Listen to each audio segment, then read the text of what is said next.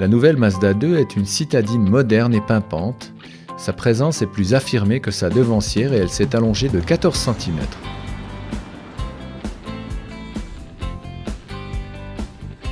Son bouclier frontal descendant assez bas est d'allure sportive mais requiert quelques précautions lors des parquages.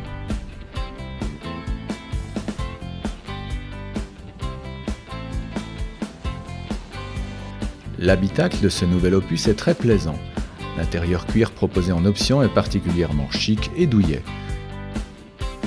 On apprécie aussi la planche de bord épurée, de même que le système multimédia de série. La dotation de base de la version haut de gamme Révolution surpasse le standard habituel des petites voitures.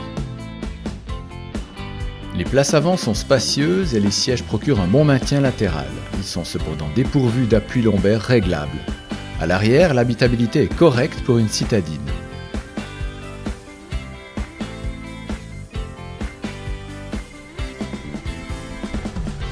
Le coffre est suffisamment spacieux pour accueillir les emplettes du week-end ou un achat chez le pépiniériste car les sièges arrière se rabattent en un tournement. Mais son accès est rendu plus difficile par un seuil de chargement haut et étroit.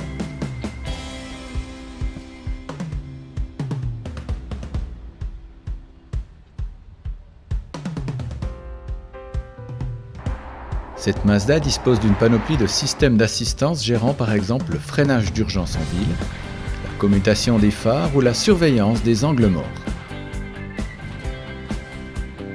Même l'affichage tête haute, de facture certes simplifiée, fait partie de la dotation.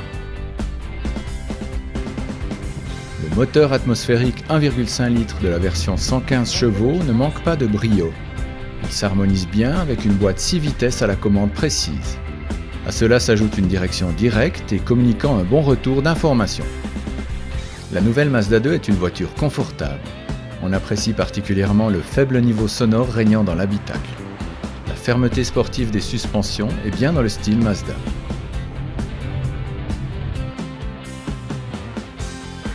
Le faible poids à vide permet de bien maîtriser les consommations tout en ayant un effet bénéfique sur le comportement de cette voiture qui se révèle ludique. Bilan. La Mazda 2 G115 Révolution se distingue par les reprises énergiques de son moteur, sa maniabilité en ville et son comportement amusant.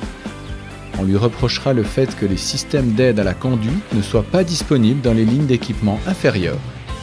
La visibilité latérale a aussi été sacrifiée sur l'autel du design et les suspensions sont assez fermes.